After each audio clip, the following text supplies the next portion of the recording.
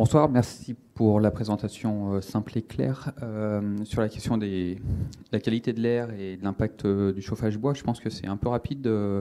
Les chiffres étaient donnés et vous n'êtes pas resté juste sur les idées en se disant c'est faux, mais je pense que le passage sur les 30% et 35% sur les microparticules et l'autre, je ne sais plus lequel, c'est un peu rapide. Aujourd'hui, surtout dans une région très urbanisée comme Lyon, je pense que ça nécessite un peu plus d'approfondissement, et surtout quand on voit les réflexions qu'ils ont en Haute-Savoie et l'impact que ça a dans les vallées, dans une région où le chauffage, dans un département où le chauffage au bois est historiquement traditionnel, on va dire. Excusez-moi, c'est un peu une réduite, historiquement traditionnelle. Je pense que ça mérite un peu d'approfondissement et d'aller un petit peu plus loin, puisque pour défendre ces idées fausses ou aller contre, qui sont aussi, je pense, relayées beaucoup par les concurrents à la filière bois. Et je pense qu'aujourd'hui, en effet, il ne faut pas s'arrêter derrière l'idée reçue. Beaucoup de gens se disent, et vos concurrents, je pense, vont beaucoup sur le bois, ça émet du CO2 et trucs comme ça. Et les gens s'arrêtent beaucoup sur ces idées reçues. Mais aujourd'hui, la vraie problématique, et à Lyon, on en rentre dans un hiver qui fait suite à un premier hiver où les microparticules ont été un vrai souci sur la qualité de l'air. Je pense que ça nécessite peut-être plus d'explications.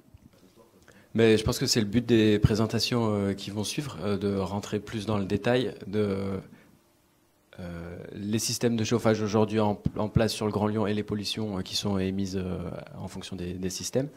Moi, d'une manière générale, oui, il faut éviter les raccourcis, oui, il faut mieux connaître les sources de pollution, mais aujourd'hui, on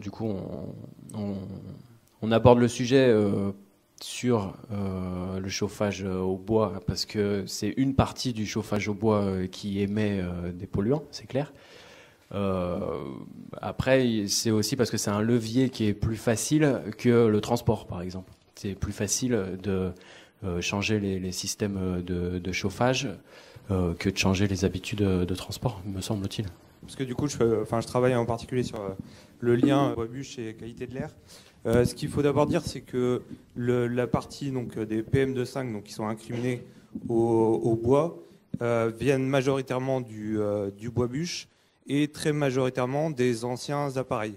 Donc quand on est entre un appareil récent, et ça on le précisera après, mais avec du bois sec et par rapport à un ancien appareil avec du bois humide, on a un facteur 100, quoi. Enfin, de 30 à 100 d'émissions. Donc on a le potentiel pour ne pas polluer l'air tout en se chauffant en bois, quoi. Et du coup, ça sera détaillé dans la présentation de Flamme Verte tout à l'heure.